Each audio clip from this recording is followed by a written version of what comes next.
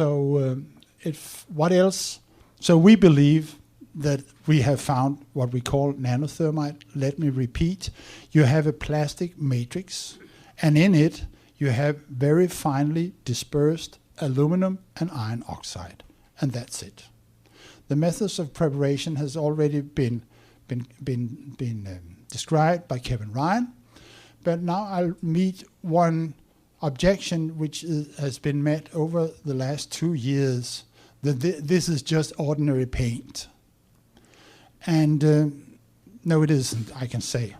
Because the primer paint applied on World Trade Center, as you see it here, this is what you do to steel when you apply paint on it immediately for anti-corrosion purposes. But the primer paint is also red, because it does indeed contain also iron oxide, which is red. This is a sample from the NIST report, very specifically isolated. You see the primer paint, and from the towers. But the same report also contains a description, a chemical description of what the composition of the primer paint is. Now I have to be a little technical. This is from the NIST report. And besides, these are all the liquids. You don't have to worry about that. But the hard stuff in there is iron oxide. It is yellow. And then it's a compound called zinc yellow, which to the trained scientist, we know its true name is zinc chromate. And it is indeed lemon yellow. So if you, and this of course are percentages from the wet paint. The only thing here which is not immediately understandable is what the dynamic pigment, but what this 33% is, you can find if you go into material safety data sheet of the dynamic paint, and you can find out these are very small compound content of zinc, iron oxide, fume. You do a little calculation, and you find out it's very easy that the content of zinc chromate in the dry paint is about 1/3. Now the point here is we do not see zinc. We do not see it. I go back to a picture I showed you a couple of minutes ago of the energy dispersive spectroscopy from the red layer here.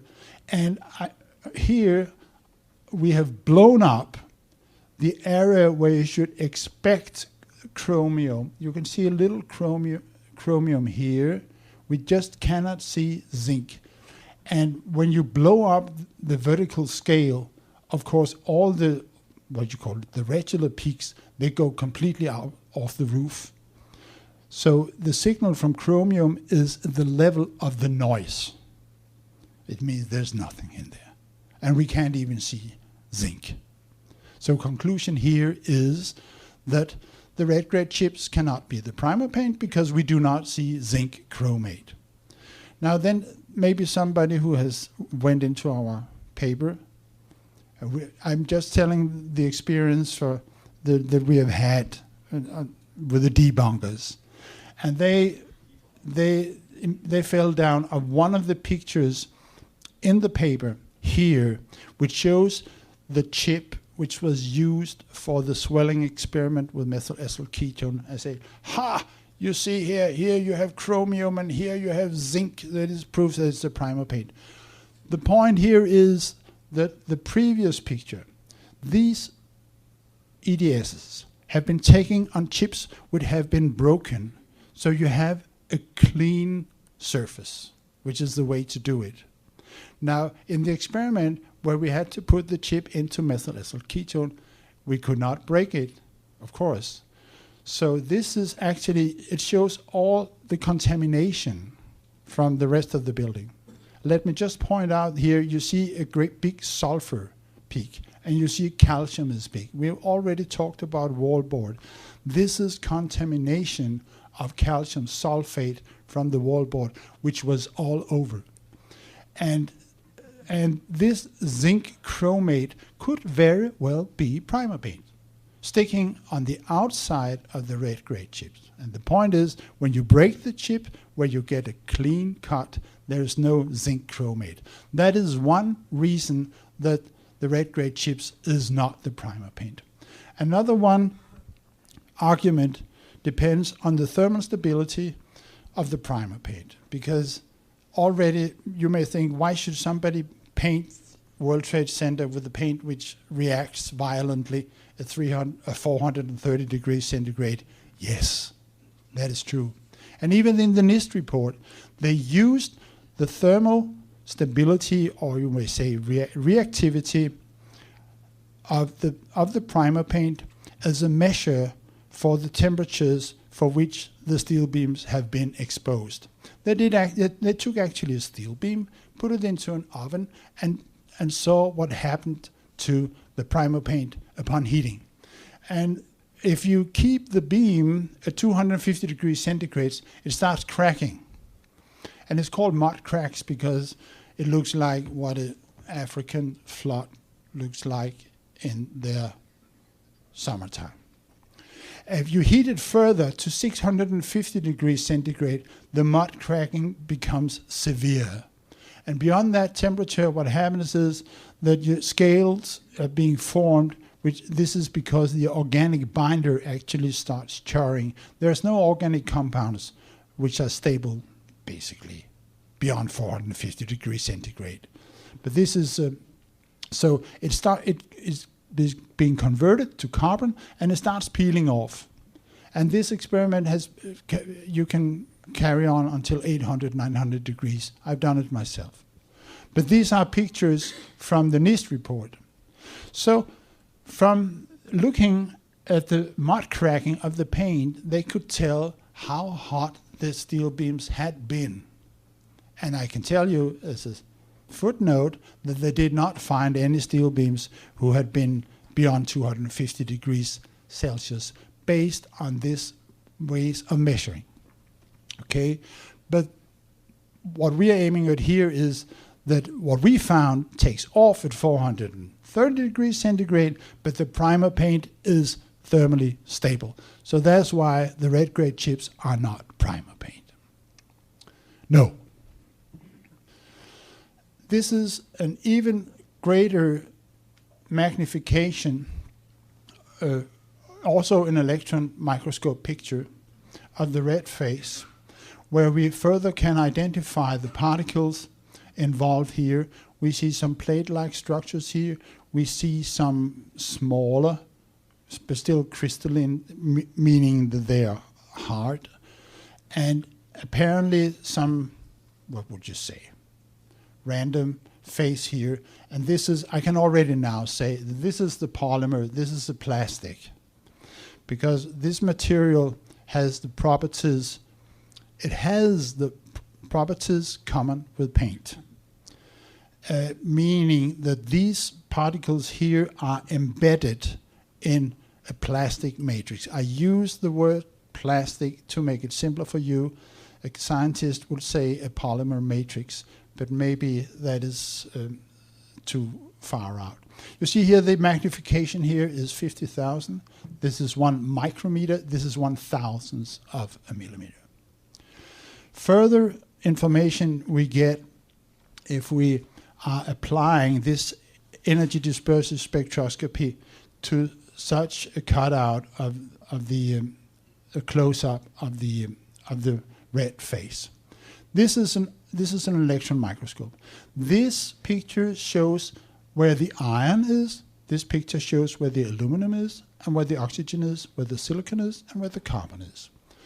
And there is some correlation. You can, for instance, see here that the aluminum is found in the same regions as the silicon, and we may already now get the impression or the idea, the information, that the aluminum and the silicon is located in these flat, what should we call flakes, which is seen here from the side, actually, while the iron and the oxide is located here in these small particles. And that is what it is. I can tell you already now.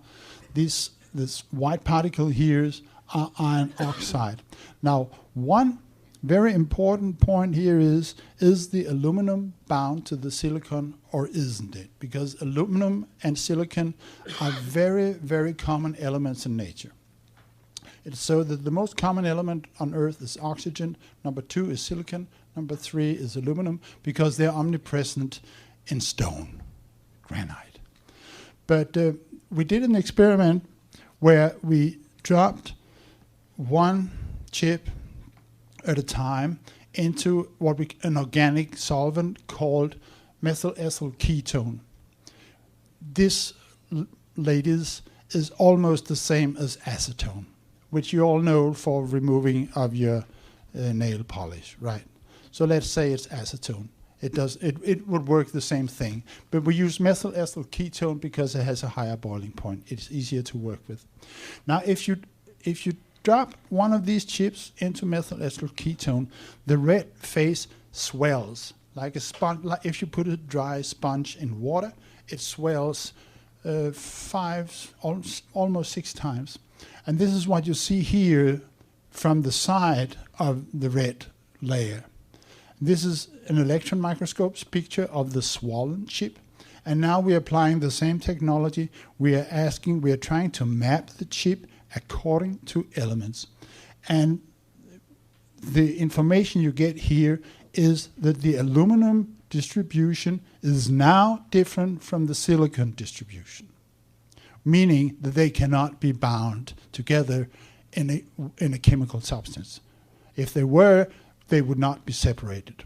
Furthermore, if we apply this energy dispersive spectroscopy to a silicon-rich area like this one, we get a spectrum out like this, only silicon. Here, a little iron oxide, because you cannot expect it to be completely, of course you see a little iron also.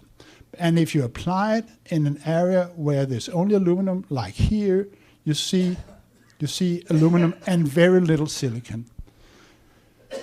This means that the silicon and the aluminum are separate entities, and the aluminum can move around as a consequence of the swelling with the methyl ethyl ketone. This is an indirect but a good proof of that we have the presence of elemental aluminum, which is very, very important. But it is not the strongest evidence we have. The strongest evidence we have comes from the reactivity of these chips. Just a second. That's better here. Because when you heat these chips up, they react. It's not easy to show, what we're aiming at now is, you should know, we are talking about nano-thermite, we're talking about the thermite reaction. What I did is I set up a little instrument where I could basically control heat these chips. And I basically made up a little apparatus with a stainless steel heating strip that I could electrically control and heat, just to the point where these chips would ignite, because we know what their ignition temperature is based on other scientists' work. So I can basically, in a controlled manner, bring these chips up to the ignition temperature, watch them ignite with my microscope and camera, and you're about to see one, and then go in and analyze what's happened after the chemical reaction, and that's what you're going to see here.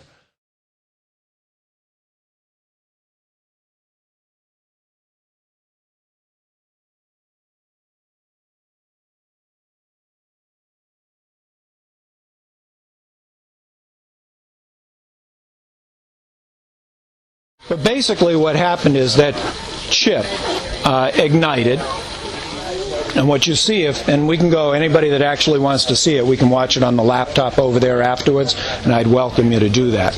But basically what you're going to see is, on the left-hand side of that chip, you're going to see a sudden bright flash. White-hot flash, and you're going to then see a wavefront move through the inside of the chip, because it's so bright inside that it's actually radiating through the material that's still surrounding it. And you basically see a bright flash progressively move through that chip and then extinguish. So it moves from left to right and then extinguishes. And it's like, okay, it's not overly spectacular, but, something happened there. So this is basically that same chip afterwards, and it puffed up, and you could see gas escaping from it. And so it's basically become porous on the outside with actually some holes that burst through for the gas to escape out. And that's just the other side of the chip, showing you again how it's been changed. What you find inside the chip after it burns, and what I'm pointing here, and you can't see them very well, but there's all these iron droplets now that have, from the reaction, have basically fallen to the bottom of the chip, and then when they cooled, they've solidified. So they're not perfect spheres.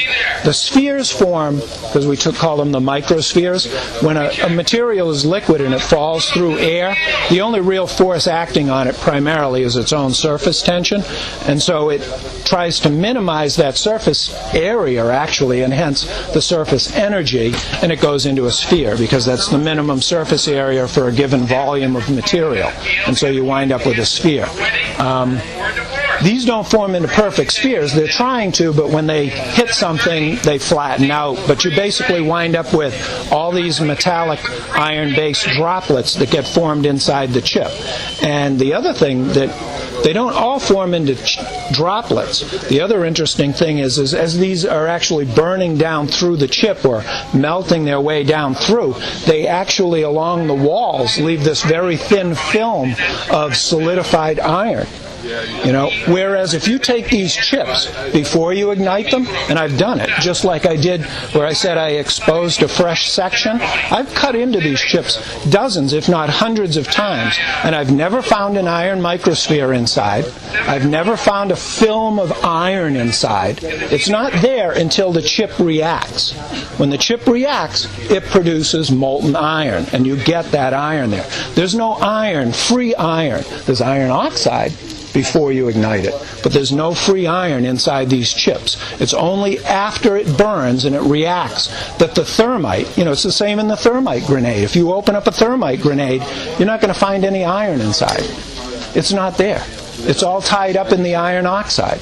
But after it reacts, there's plenty of iron.